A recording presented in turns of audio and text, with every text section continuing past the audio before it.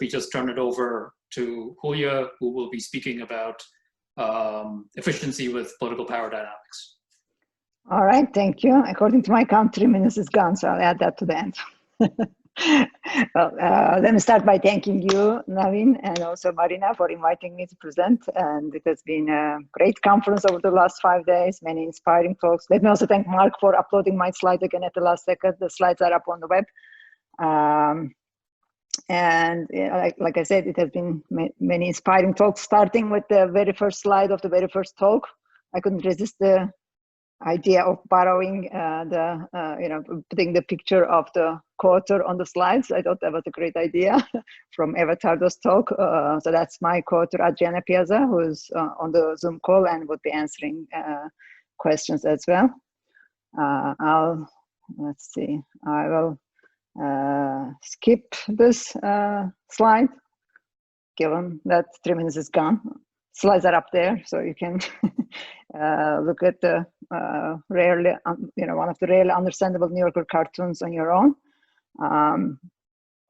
So that captures the idea that Trump has been reversing many of the Obama policies. And just staying in the context of environmental policies, you can see a bunch of headlines on the reversed environmental policies. Trump administration has dismantled many of the climate and environmental policies, actually.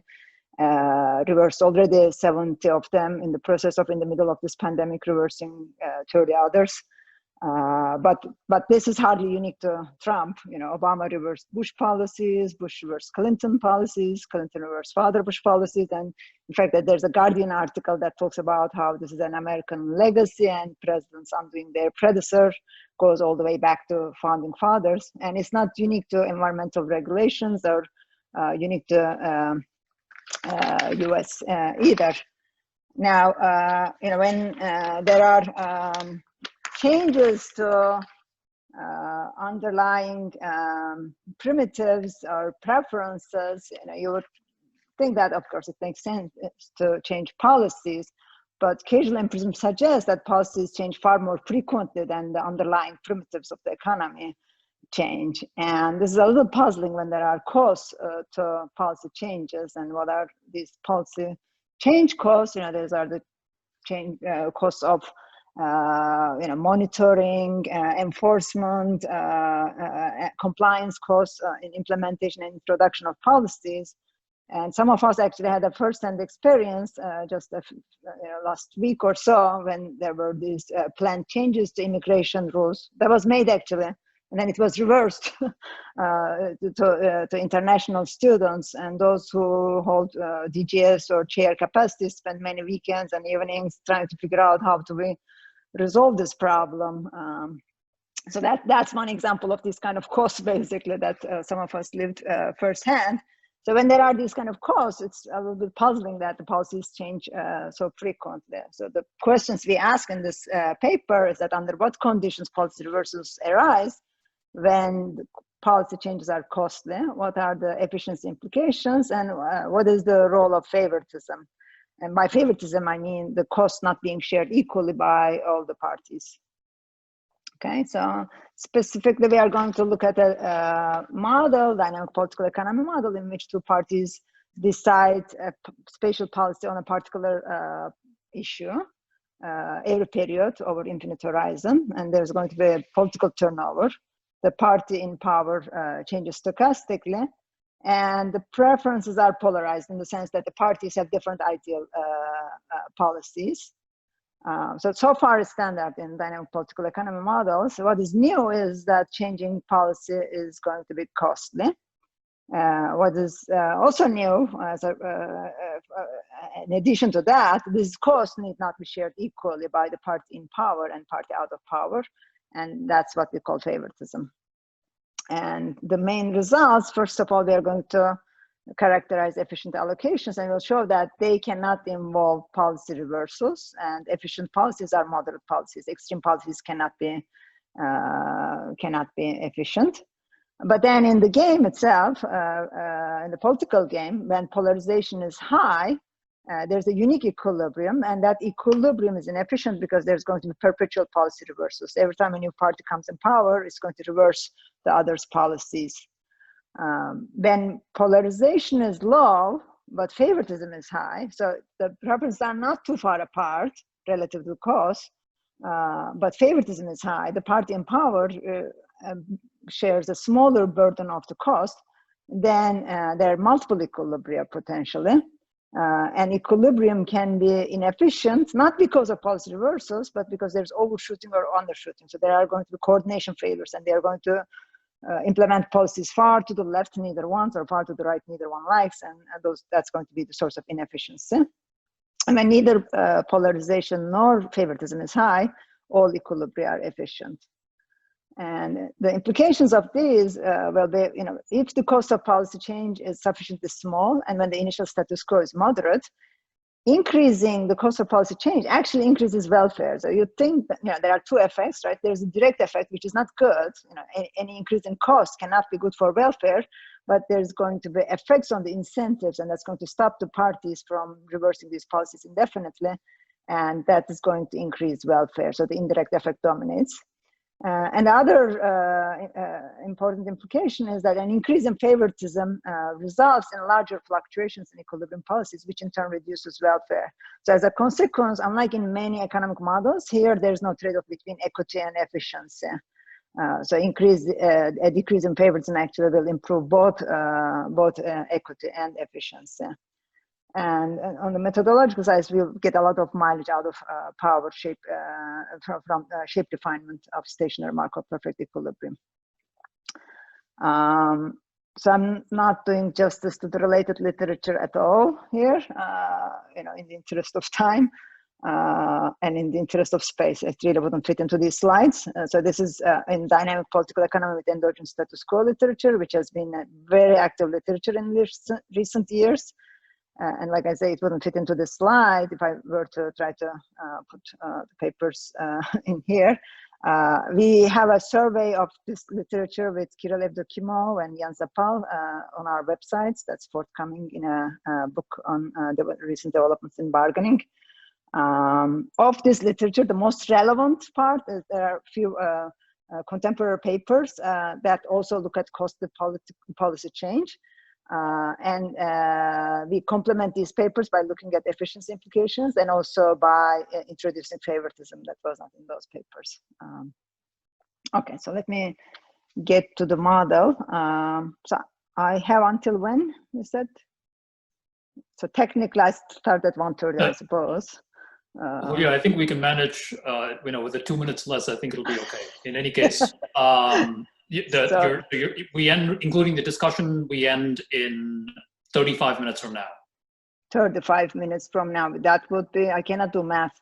It is two. I don't know what time zone you're on. It would be 1:40 here, 1:40 here. So it's going to be 2:15, I guess, in your time zone. 2:15, okay. That's including discussion. Okay, all right. Okay, so let me get to the model. So there are two parties, Party L and Party R, which decide policy, XD, on a particular issue every period, taking as given yesterday's policy, which itself is endogenous, and that was decided yesterday, adjusting the policy to the left or right by an amount Z, cost Z, capital CZ. But this cost is not necessarily shared equally between the incumbent and out of power party. And in particular, the incumbent party's share is given by gamma, and the out of party's share is given by 1 minus gamma. So the marginal cost of policy change for the incumbent party is little c, and the marginal cost of policy change for the out of power party is C prime. The utility of party I from policy X is UI of X, and we have a bunch of regularity assumptions that I'm not presenting here. Most importantly, though, we assume UI is strictly concave, and the marginal utility for party L is always to the left of marginal utility for party R. So ideal policy for party L is always to the left of the ideal policy for party R. And the utilities are separable in the cost component and the payoff from the policy, and the parties discount the future at a rate delta. The political system, one of the parties is in power every period. That party is denoted by kappa T, and that party sets the policy unilaterally at time T. Power fluctuates stochastically, and the probability that party remains in power, whoever is in power today remains in power, is given by P. Okay, so that's the model basically. And any questions, Adriana is answering also, but feel free to ask me as well. So just clarification, so P is exogenous? P is exogenous, right. So we are looking at one particular political issue, basically. So the probability of being in power is potentially determined by many other policies that the party in power determines. So as far as this particular issue we are looking at, it is given exogenously. Thanks. Okay. So the first benchmark we look at is the dictatorship problem. So what if there's no political turnover and one party is in power forever? What would that party do? That boils down to single agent dynamic programming problem essentially. And given any status quo X, the dictator moves the policy to maximize its stage payoff plus the continuation payoff, and the continuation payoff is given by the recursive Bellman equation. Right, and intuitively, you would expect the solution to this problem is pretty simple, right? Just the intuition suggests if there wasn't any cost, you would just set the policy at the ideal level and maintain it there forever. But because there are costs, there's going to be some limits to adjustments, and in particular, so xi hat is the ideal policy. So if there wasn't any cost, the dictator would set the policy at xi hat and would maintain it there. But close to xi hat, the marginal benefit of moving the policy to xi hat from left or right is not that high.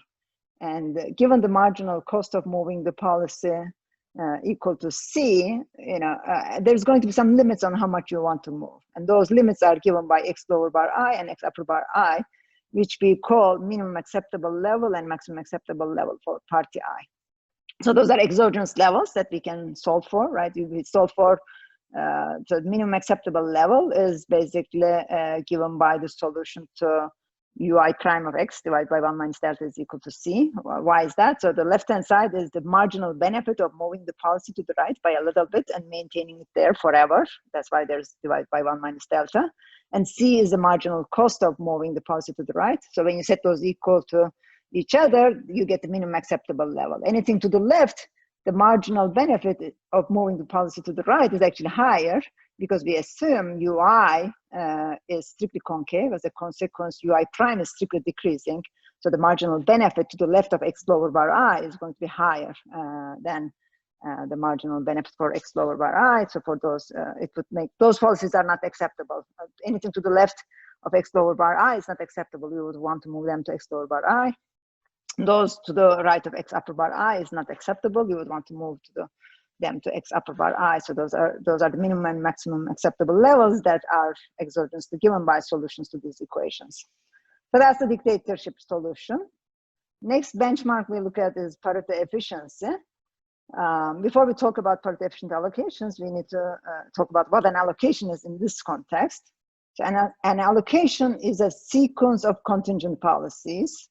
So for every period, there's a policy, and those are contingent policies. They are functions of the initial policy x0, and they are also functions of the entire history of the incumbents who were in power.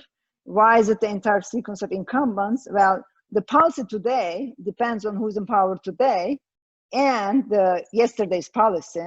But yesterday's policy is endogenous too, and it depends on who was in power yesterday and the policy that that party inherited from 2 days before. And so going in this manner, we go all the way back to the initial policy, which affects the first period's policy, which in turn affects the second period policy together with all the realized incumbents, right? So that's just what an allocation is. So given that, what are Pareto efficient allocations? What are its properties? The first property, and that's the property that I want to emphasize in the interest of time, I'm going to skip the other two, that efficient policies cannot have policy reversals. What that means is that if in any period it is optimal to move the policy to the right, then in future periods, you can move again to the right, perhaps, gradually, maybe you are gradually moving to the right, but you wouldn't want to move back to left. Because if you keep on going back and forth, you are unnecessarily incurring this extra cost. It would have been Pareto improving to stabilize somewhere in between, especially given that the utility functions are concave. So basically, this proposition establishes some monotonous properties, and it rules out the kind of ping-pong policy reversals that we talked about. If nothing is changing, you shouldn't be changing policies back and forth, left and right all the time either. Okay. So these two properties I'm going to skip, but this proposition establishes sufficient conditions for a constant allocation to be Pareto efficient. Essentially, anything in between the minimum acceptable policy for party L and maximum acceptable policy for party R are Pareto efficient, and then some extreme policies are inefficient, and there's a gray area where we cannot talk about. If I have time, I'll come back to those, but I may not have time. So far we know that Pareto efficient policies cannot involve reversals. We know for certain policies we can say, these policies are efficient. For some we can say these are inefficient, and there's a gray area where we cannot be, it depends on the parameter values. Now turning to the game itself, we are going to focus on stationary Markov strategies. In other words, the strategies that depend only on the payoff relevant state. In this game, the payoff relevant state is the policy in period t-1 that's inherited to today at the beginning of the period, and also who's in power. But that's the only party that's acting anyhow. So that part, that the identity, that state variable appears in sigma I, in the I. So there are pure strategies. The pure strategies for players are given by sigma I, and sigma I of X is the policy at the end of the current period when I is in power, and the policy at the beginning of the current period is X. Okay, so we are going to look for Markov perfect equilibrium, and so that means we are looking for two strategy profiles and for value functions. Why for value functions? Because value to me depends on whether I'm in power or whether you are in power, right? So the VL is the value to L when L is in power, and WL is the value to L when R is in power. The strategies maximize the stage utility plus the continuation payoff. So the continuation, so given current policy is X, if I choose the policy X prime, there is the direct utility from UI X prime, and then there's the cost of moving the policy to X prime, and then the continuation with probability P, I remains in power and gets the utility from VI, and with 1 minus P, I loses power and gets the utility WI. This VI and WI are endogenous, and those are given by the functional equations in equilibrium condition 2. VI is analogous to the dictator's problem. You just plug in the optimized solution to the objective function in E1, and you get the value to the party in power. The problematic expression in these games is always the second one, WI. This is the value to I when J is in power. And it is the utility function today plus the continuation payoff evaluated at J's optimal policy. And J might have multiple maximizers to his problem. It doesn't care, it's indifferent between two different maximizers, but for I it matters. And so contraction mapping theorem doesn't apply, and so on. That's why the source of mess in these models. And if you look at WI, it's the stage utility evaluated at J's policy, and the continuation payoff. The difference compared to VI is instead of C now we have C prime, because the party out of power bears the cost C prime, and then the continuation payoff. P's and 1 minus P's are reversed, because with 1 minus P, I will come into power when it is out of power, and with probability P, it will remain out of power and get the payoff WI. And like I said, this WI is the problematic piece, and as a result, there's still a ongoing literature on when equilibrium exists in discounted stochastic games. there are, literature has established various conditions under which it exists, but those typically do not apply to dynamic legislative bargaining kind of problems, of which this is a special case. And then there are also, as recent as a few years ago, there were econometric papers showing non-existence, examples of non-existence.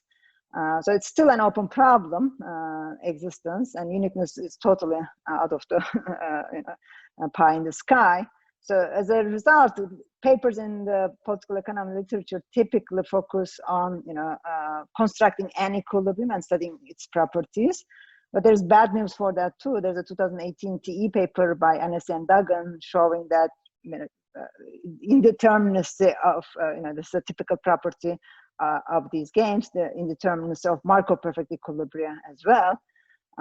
So what we are going to do is we are going to restrict attention to a class of stationary Marko perfect equilibria, in which equilibrium strategy of each party is defined by two cutoffs, a lower cutoff and the upper cutoff. These are endogenous cutoffs. Below the lower cutoff, so these are S-shaped policies basically. Let me show the next slide. So these cutoffs can be identical, in which case we have the right slide, but they don't need to be identical. These are endogenous, so these are the cutoffs we are going to characterize. Why do we restrict attention to this kind of Marko perfect equilibria? Well, it is satisfied by the dictator's problem, which is a special case of the game. So at least we know it holds true there. It also holds true in the two-period version of the model, which I don't have time to show. So it suggests that this is a good reasonable refinement to use among the potential Marko perfect equilibria. So having done that, now the problem is much simplified. It boils down to figuring out these endogenous cutoffs for party L and for party R. And of course, depending on their relative positions, there are many possibilities. And so there's going to be many cases to consider. Let me start by focusing on the most interesting case where these cutoffs do not overlap. And let me start by the dictator, reminding the dictator strategies first. So on the left, there are the dictator strategies. Remember, there was the minimum acceptable levels and the maximum acceptable levels. And so suppose party A's maximum acceptable policy is to the left of minimum acceptable policy for party R in the dictator case. So party L, if it was a dictator, party L would use the blue strategy on the left, and party R would use the red strategy on the left graph. But now let's add political turnover to this. Let's look at a policy slightly to the right of maximum acceptable policy for party L. In the dictator case, we talked about how these cutoffs were determined. Slightly to the right of X upper bar L, the marginal benefit of moving the policy to the left exceeds the marginal cost of moving the policy to L. So party L would want to move the policy to X upper bar L. But now there's political turnover, and L realizes at some point eventually R will come into power, and X upper bar L, or anything to the right of it slightly, is not going to be acceptable to party R. So those policies will be moved further to the right later on. What does that mean? The benefit of moving to policy L is no longer, I move it to there and keep there indefinitely. So it's U prime L divided by 1 minus delta. At some point, it's going to move back when R comes into power. And when that happens, L is going to incur this cost C prime for moving for R moving the policy to the right. So that shifts the calculation of party L. It says, okay, maybe I don't want to, some of the policies to the right of maximum acceptable level, now they become acceptable. Previously they were not acceptable, but now I realize the benefit will not be there forever, and it, the cost, I'm incurring this cost, but it will go back again, and so that is going to result in some moderation.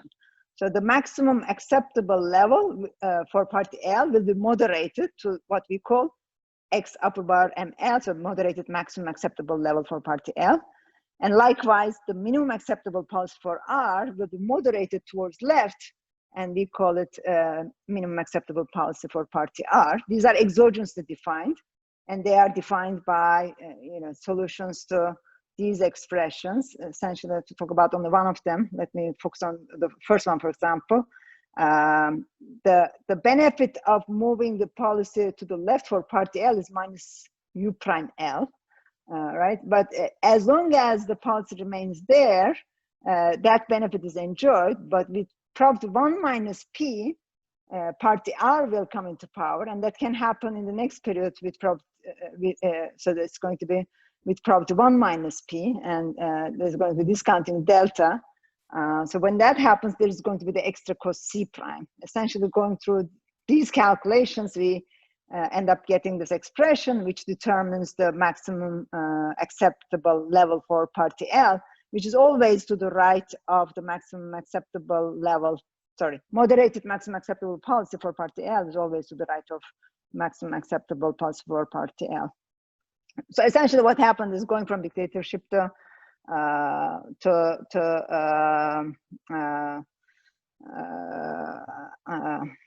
political turnover. There's moderation on both parties, but this moderation may not be enough. So even after moderation, the maximum acceptable policy for party L might be below the minimum acceptable policy for party R. And we refer to this case as the high polarization case. And in fact, as the cost of policy change goes to zero, we are always in this case. And this is the case where we show that there's a unique equilibrium and parties will always reverse each other's policies. So the policies will never overlap. The lower cutoff for party R will be the minimum acceptable policy for party R, which is exogenous, right? But the lower cutoff was endogenous. So we characterize it and solve it and show that it is going to be equal to this exogenous level. And the maximum acceptable for party L is going to be the moderated maximum for party L. And because in the high polarization case, these do not overlap, there's going to be always policy reversals, indefinitely inefficient policy reversals. What about the lower cutoff for party L and higher cutoff for party R? So we characterize those as well, and we call them precautionary minimum for L and precautionary maximum for R. Let me see, I have 15 minutes. Okay, so rather than going through the equations, let me give intuition. So remember, in the dictator case, the lower cutoff was without the P, minimum acceptable policy for party L. Now, minimum acceptable policy for party L is always lower than the minimum acceptable policy for party R. Why is that? Because we assumed U prime L is always less than U prime R. Marginal benefit of moving the policy to the right is always higher for party R than party L. That means, if R comes into power, L can be sure that this policy will not be maintained, no matter what, whether we are in high polarization case or low polarization case. The minimum acceptable policy for party L will never be maintained by party R. Now, if there's no favoritism, that's not an issue. But when there is favoritism, party L needs to realize that if this policy will not be maintained and party R is going to move it to the right, I'm going to bear a higher cost because of favoritism. If I did it by myself, I would have paid the marginal cost of C. If R moves that policy, I'm going to pay a marginal cost of C prime, which is higher. So what that means is previously acceptable levels of extreme left policies are not going to be acceptable to party L anymore. So there's going to be some shift to the right. Likewise, so again, there's moderation. Both the maximum acceptable level and the minimum acceptable level are shifting to the right for party L.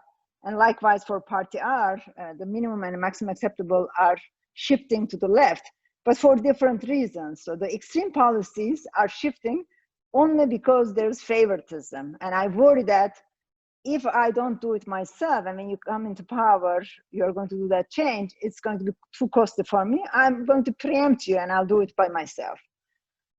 And so when gamma is less than 0.5, that was the cost share of the incumbent party, which is the case of interest. So that is, when C prime is bigger than C, we say there's favoritism.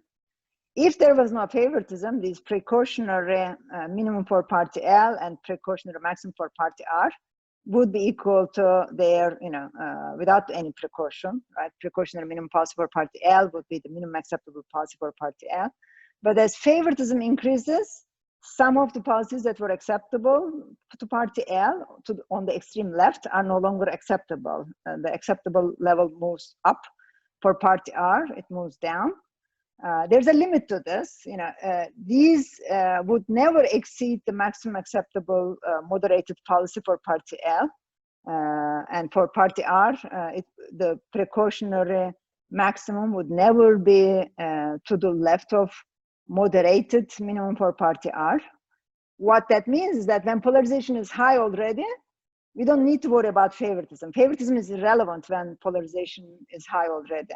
But if polarization is low, it could be that these precautionary levels could cross each other in a way, distorting the incentive so much that I implement a policy that I don't like only because I fear that you will implement it, and you don't like it either, but you fear that I will implement it. So we end up this coordination failure. So that happens when polarization is low and favoritism is high, that the precautionary level for party L, precautionary minimum for party L, is to the right of precautionary maximum for party R. So as a precaution, preemptively party L is tolerating policies that it wouldn't tolerate otherwise. Those are even to the right of policies that are tolerable to party R. So that's the situation. So when polarization is low, but favoritism is high, that's the case when these cross each other, which happens when favoritism is high. There are multiple equilibria, there are continuum of equilibria. Every equilibrium has constant policy. Both parties implement identical policy, and that identical policies lie in between the precautionary maximum policy for party R and precautionary minimum policy for party L. And there's potential inefficiency due to overshooting or undershooting. Both parties implement far left policy, for example. Party L doesn't like it, but it believes that party R would implement it when it comes into power, making party L incur a higher cost, C prime, which is bigger than C when that happens. And party R is going through the same logic. And so they implement these policies due to coordination failures. But efficient equilibria always exist as well. So in that sense, we don't see favoritism by itself if we are only in this region, in and of itself, a cause of inefficiency. But as we will see, as gamma increases, we are also more likely to end up in the high polarization situation. So favoritism is a concern for efficiency because of that. Okay, so the final case is, favoritism and polarization are, when they're both low, all equilibrium allocations are efficient. We characterize all equilibria, and at the extreme, when there's no polarization, there's actually a unique equilibrium, and those equilibrium strategies are identical to dictator policies. So to summarize, I know there are many cases, but when polarization is high, we no need to worry about favoritism. Equilibrium is always inefficient, and that's because of indefinite policy reversals. When polarization is low, but favoritism is high, there's a potential inefficiency, but there's efficient equilibrium also always exists. And when both favoritism and polarization is low, equilibrium is always efficient. Let me also remind that if the cost of policy change is arbitrarily small, we are always in the high polarization section. So the relevant part is the inefficient policy reversals, back and forth policy reversals with unique equilibrium. That would be the relevant part if you think that cost of policy change is not too high. Well, yeah, so just a heads up, we have about 8 minutes left, and perhaps you want to leave a couple of minutes at the end for questions. I know that we started a couple of minutes late. Okay. Okay. All right. So I already talked about source of inefficiency. It's comes from high polarization and high favoritism. Institutions such as supermajority rules and checks and balances can reduce inefficiency by increasing the cost of change. and I know I won't have time to talk about, but the slides are up on the web. The very last slide, we talked about the case where a version of the model, I mean, we have graphs only, but a version of the model where the party in power doesn't have a strong power, but needs other parties' consent to change policies. As long as there are still periods of strong power where unified governments or executive orders are possible, these kind of inefficiencies will be there. It cannot eliminate. So institutions such as supermajority rules and so on can reduce inefficiency, but does not eliminate. So many implications, when the cost of policy change is sufficiently small, if the initial status quo policy is moderate, then actually increasing the cost of policy change increases welfare. There's the direct effect that would reduce welfare, but the indirect effect dominates, which is the change in incentives not to keep reversing each other's policies. So that's going to dominate. And an increase in favoritism has the immediate effect of increasing fluctuations in equilibrium policies. Those moderated policies, maximum acceptable for party L and minimum acceptable for party R, those policies move further and further away from each other as favoritism increases, which makes it, first of all, more likely that we are in the high polarization case. And second, the fluctuation between the policies, the magnitude of fluctuation increases, and both of these result in reduction in welfare. And we show these with some numerical examples. So this illustrates the first point I made. For moderate policies, as the cost increases, blue is the high cost, and magenta is the lowest cost. As the cost increase, first, in the middle, actually, for the two high costs, there's no difference, because in those cases, those are the low polarization equilibrium, and you don't change policies at all. But then as you goes down, you move into this high polarization equilibrium and the reduction in welfare. Favoritism, again, when gamma is equal to 0.5, there's no favoritism. And when there's a slight favoritism, it doesn't change much. We are still in this part where neither change each other's policies for the middle part. But then again, away from the moderate policies, as long as there's favoritism, there's going to be larger variance in policies and reduction in welfare. And I guess the other point I want to make is that as favoritism increases, both the equality is increasing and the efficiency is decreasing. So there's no trade-off of efficiency and fairness in here. So when C is bigger than C prime, we focus more on the favoritism case. We think that's the relevant case. But if you think that the incumbent party bears more of the cost, there would be free riding effects. If there were convex costs, there would be gradual adjustments of the policy. So S-shape need not be the relevant policy, but the inefficiencies we are talking about would still remain. And now when you asked about P being exogenous, so we could potentially endogenize it by adding additional policies, and the probability of remaining in power depending on those additional policies. And in fact, Gershbach et al. Paper that I mentioned to do precisely that, and we end up having identical looking policies. So I think the results are robust. At least, their model is a special case of ours on some level, but in the parts they overlap, we have identical results. And then I alluded to this, we could have a weak political power potentially. The party in power need the consent of the other party to change policies. And I guess I do have time to show these graphs briefly. So what happens is, the model corresponds to a case where the power is always strong. Either party R is in power and has strong power, or party L is in power and has strong power. But you could think of a model where there are some periods where there are divided governments, and the party R needs the consent of the L party to make any change, and L, when it is in power, needs the consent of R to make any changes. What this slide is showing is that as long as there are positive probability of having strong power periods, you would still end up having non-overlapping policies of Party R and Party L that you would end up these inefficient policy reversals. So I'm going to end there and